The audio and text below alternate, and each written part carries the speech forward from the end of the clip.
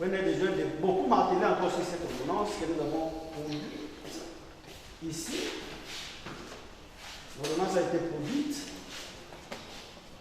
et vous constatez que cette saisie également a violé cette ordonnance. Il parle de l'ordonnance portant ouverture de règlement préventif et tout ça. C'est du tralala, monsieur le président.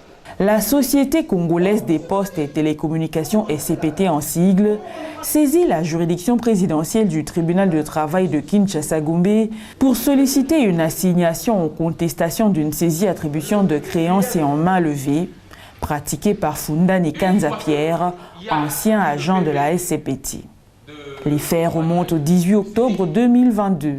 Selon les avocats de la partie demanderesse, Fundani Kanza-Pierre aurait pratiqué une saisie sur les avoirs de sa cliente auprès de Ecobank RDC SA, Robank SA, Trust Merchant Bank SA, Equity BCDC SA et Afriland Bank SA.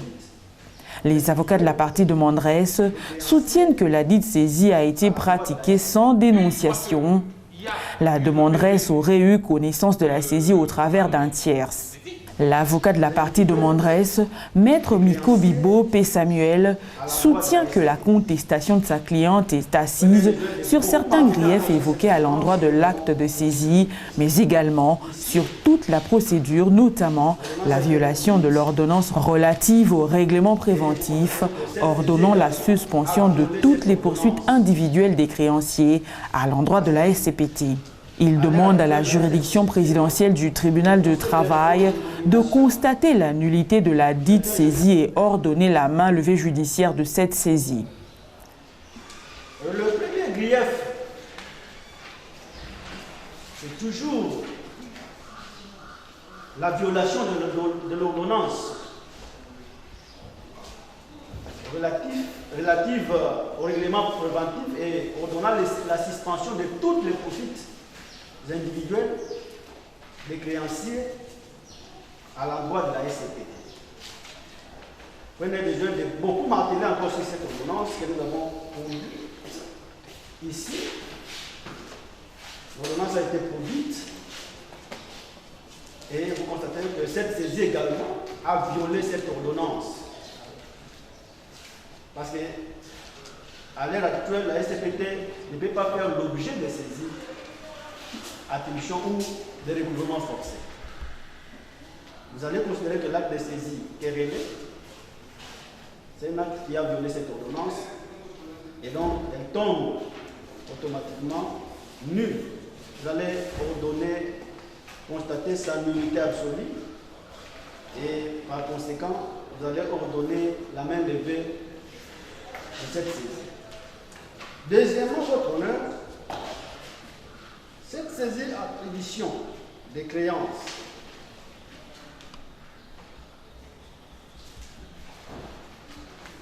est faite en violation de l'article 160.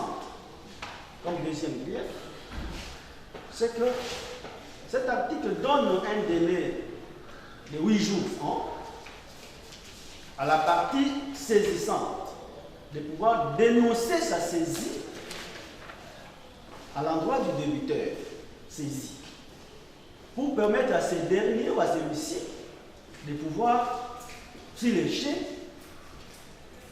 porter ou élever ses contestations.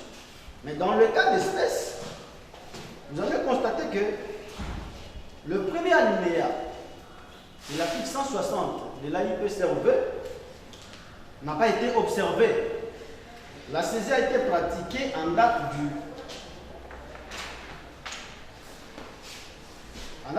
18 octobre 2022 et aujourd'hui nous sommes le 30 novembre 2022. Ce qui veut dire que les 8 jours francs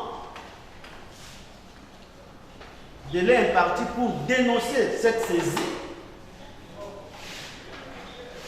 sont largement dépassés. Largement dépassé. Et jusqu'à la preuve du contraire, la saisie n'a jamais été dénoncée. Et c'est quoi la conséquence? La conséquence, c'est que la loi est claire, elle dit qu'une saisie non dénoncée dans les délais Les avocats de la partie défendresse Fundani Kanza-Pierre affirment pour leur part qu'il y a bel et bien eu un acte de dénonciation lors de la saisie. Ils soutiennent qu'il n'y a pas eu violation de l'ordonnance relative au règlement préventif, ordonnant la suspension de toutes les poursuites individuelles des créanciers évoqués par la SCPT. Les avocats de la partie défendresse sollicitent sur le banc une action reconventionnelle de 250 000 $ américains. Une fois qu'il y a eu le PV de saisie, eh bien, l'information arrive chez le débiteur par l'acte de dénonciation. Mais c'est clair, c'est à ce moment-là que et le débiteur et les tiers saisis, tout le monde est au courant. Nous n'avons pas fait ça, on est étonné, on nous assigne en contestation. De quoi? C'est comme j'ai dit tout à l'heure, on veut assassiner un enfant qui est déjà né. Puisque on va être clair, pour dénoncer, il faut 8 jours. On n'a pas fait. Je vous ai dit, ça ne servira à rien de faire 30 saisies pour ce montant-là. Nous n'avons pas fait. Il parle de l'ordonnance portant ouverture de règlement préventif et tout ça. C'est du tralala, monsieur le président. Pourquoi je dis c'est du tralala? OCPT ignore même la procédure de concordat. Que dit cette procédure? Une fois qu'il y a ordonnance, l'ordonnance doit déterminer d'abord ce qui l'expert. Qui est l'expert? Cela ne dit pas que les saisies sont tombées. Non, c'est l'expert qui reçoit les saisies. Ou du moins, tous les besoins des créances, c'est lui qui les reçoit. Et l'expert a 2 mois pour faire son rapport par rapport à tout ça. Mais quand je regarde, l'expert a été nommé au mois de juin. Donc, nous, je vais même être plus expressif pour que vous compreniez. Au mois de septembre, nous, on ne savait pas qu'il y avait une ordonnance du tribunal tribunal de commerce. Nous avons écrit. Ça, c'est l'original. Je laisse ça. Ici, vous aurez à l'OCPT pour lui demander l'exécution volontaire, comme nous demande la déontologie. S'il y avait un concordat, une ordonnance de concordat, c'est à ce moment-là qu'il devait nous dire que non. Il y a eu un expert qui a été nommé. Et voyez cet expert-là. L'article 9 dit que les salaires ne sont pas impliqués. Mais comment nous, mon client n'a pas reçu de décompte final. Mais comment vous pouvez dire cette histoire-là? Je ne comprends pas c'est quoi. Alors, monsieur le président, vous comprenez d'où l'énervement, d'où l'action. Apaisez-vous. Non, mais excusez-moi, c'est comme ça que je t'ai dit. Excusez-moi, ok. Excusez-moi. Alors, d'où l'énervement. Alors, comme ils ont eu beaucoup de faiblesse, du n'importe quoi, ils ont dit non, on va déranger Fundani qui n'a pas reçu de décompte final, monsieur le président, jusqu'aujourd'hui. Ils viennent là. Alors, nous demandons, nous sollicitons une action préconventionnelle de 250 000 $. Nous payons sur le banc.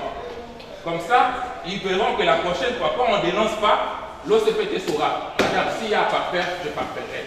Après avoir entendu toutes les parties, la juridiction présidentielle du tribunal de travail clôt le débat, prend la cause en délibéré pour se prononcer dans le délai de la loi.